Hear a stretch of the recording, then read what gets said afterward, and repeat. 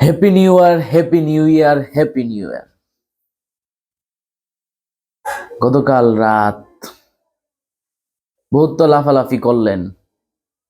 বছর তো জীবন থেকে একটা চলে গেল।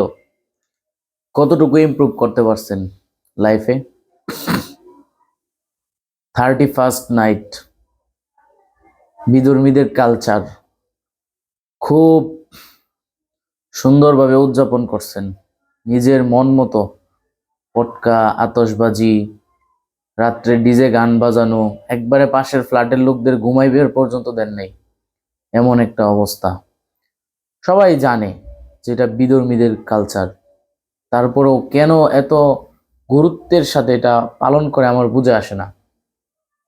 একবারে ফেসবুকে লেখালেখি, মাতামাতি, রাত্রে এমন একটা বাজে অবস্থা, কি বলবো। আল্লাহ তাআলা সবাইকে হেফাজত করুন।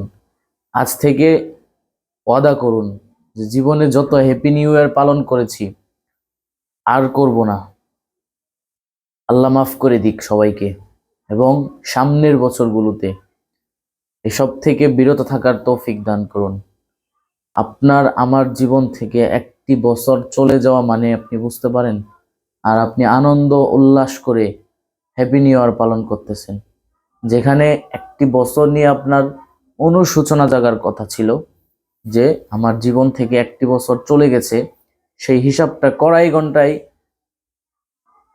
নিজের থেকে নেওয়ার দরকার ছিল।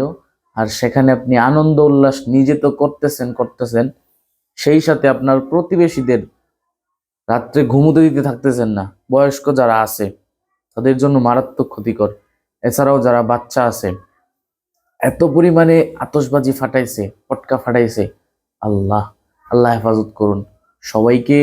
এসব থেকে, বিধর্মীদের কৃষ্টি কালচার থেকে বেঁচে থাকার তৌফিক দান করুন। আল্লাহুম্মা আমিন।